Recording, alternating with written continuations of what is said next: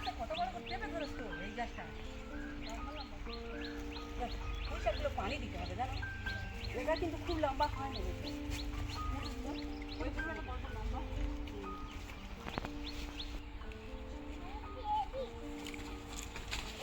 আজকে তরমুজের জুস বানানো হবে, চলে এসো। এটা খুব ভালো লাগবে, তরমুজের রেট খুব দারুণ হবে আজকে।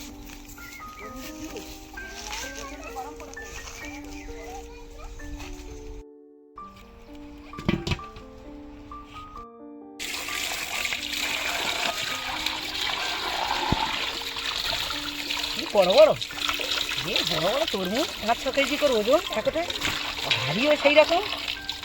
চলো ধুয়ে না হয়ে গেছে।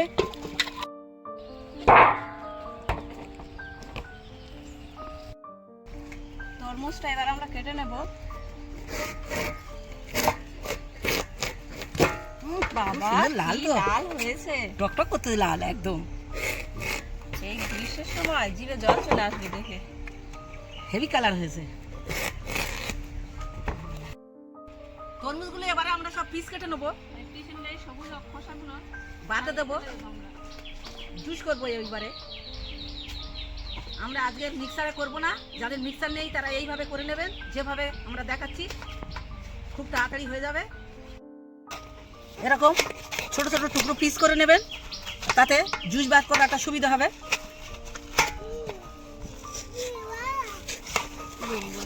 সবগুলোর খোসা এভাবে ছাড়িয়ে নেব। যে কোনো জুস বা আইসক্রিম যাই বানানো যাক না কেন এই খোসাগুলো ফেলে দিতে হয় তরমুজের। আবার এই তরমুজের খোসা থেকে টুটি ফুটি তৈরি হয় বন্ধুরা। হ্যাঁ, আপনারা পেঁপে দিয়ে করতে পারেন, আর এই তরমুজের খোসা দিয়ে টুটি ফুটি, খুব সুন্দর টুটি ফুটি তৈরি হয়।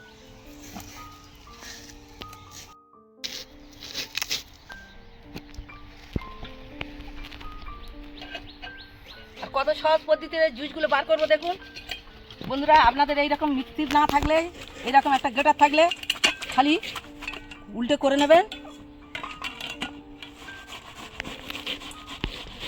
সব যা হয়ে যাবে, কোনো ব্যাপার নেই।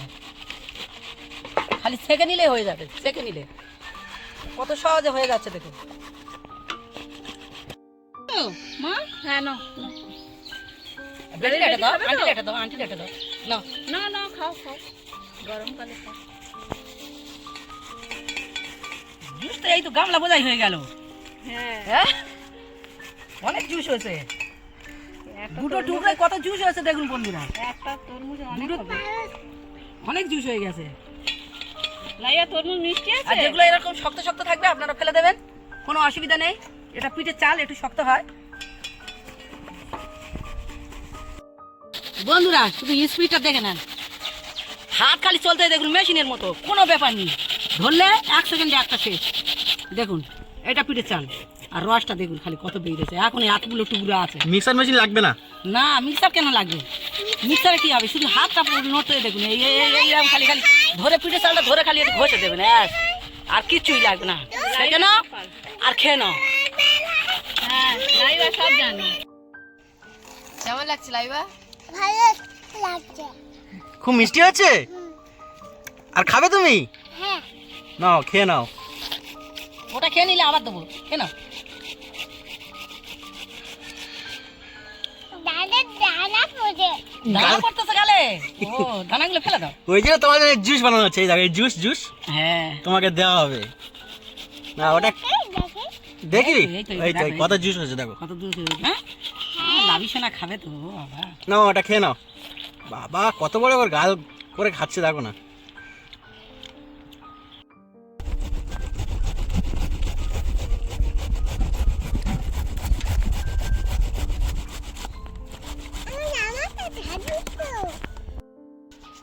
বন্ধুরা সব তরমুজের টুকরোগুলো ঘষে নিয়েছি, ঘষে আর রস বের করে নিয়েছি। এবারে আমরা ছেঁকে নেবো।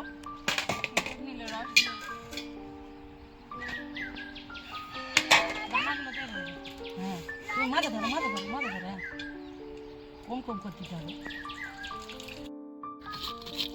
এরকম কম কম করে দিয়ে আর চামচের সাহায্যে ঘষবেন। ছাঁকনিতে ঘষলে এইরকম রসগুলো নিচে পড়ে যাবে। জোরে হাত ঘষো, জোরে ঘষ। হ্যাঁ, খুব সহজ পদ্ধতিতে সেকে নেওয়া যাবে। একটু চামচের সাহায্যে নাড়লে আর উপর থেকে ফেলে দিলে। এটা তো তরমুজ সব থেকে নরম জিনিস, এর কোনো ব্যাপার নেই। এইবারে এইটা শেষ, রসটা বের করে নিলে হয়ে যাবে, আমাদের কাজ শেষ।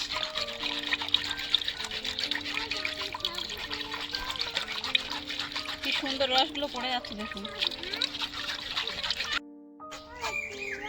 রস বের হয়ে গেছে, একটু বাকি আছে, এবারে হাত দিয়ে এটা চিপে নিয়ে নেবো।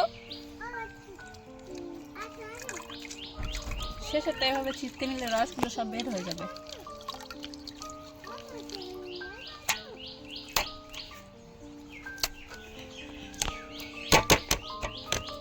সম্পূর্ণ রসটা বের করে নিয়েছি, দেখুন কতটা হয়েছে একটা তরমুজে। কালারটা একেবারে লাল। তরমুজের রসগুলো আমরা সব বের করে নিয়েছি, এবার আমরা জুসটা তৈরি করব। প্রথমে আমরা লেবুগুলো দেবো, লেবুর রসগুলো বের করে নেবো।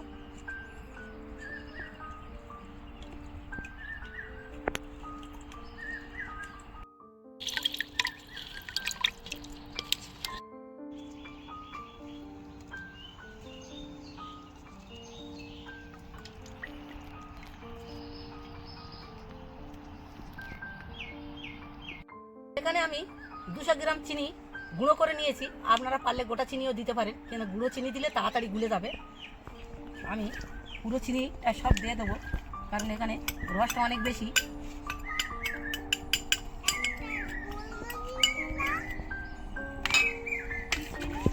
এটা দিয়ে একটু ভালো করে নেড়ে নেবো।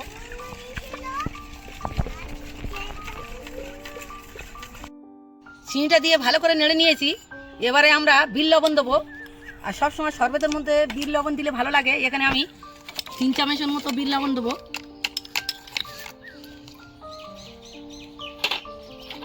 এটা দিয়েও একটু ভালো করে নেড়ে নেবো।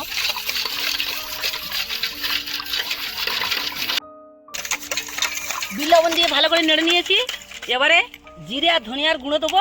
আর এই মশলাটা দিলে খুব ভালো লাগে, কারণ এটা আমরা মশলাদার জুস করবো তো, তাই এই মশলাগুলো দিয়ে দিচ্ছি। আর কি সুন্দর সেন্ট উঠেছে, আর এটা টাটকা জিরে ভাজা, খুব ভালো লাগবে জিরে ভাজা দিলে। আমরা একটা ক্রেটের সাহায্যে বরফ বসিয়ে নিয়েছি ফ্রিজের মধ্যে, আর আপনারা বাজারেও বরফ কিনতে পারবেন। আর কত সুন্দর ক্রেটের মধ্যে আমরা দিয়ে বরফটা তৈরি করে নিয়েছি, দেখুন।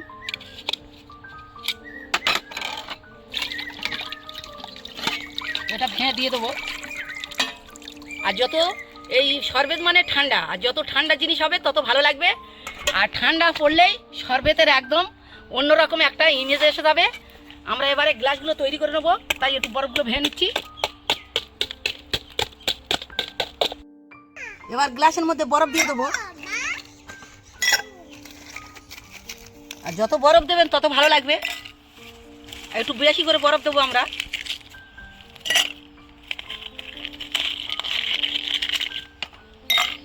যত ঠান্ডা হবে তত ভালো লাগবে।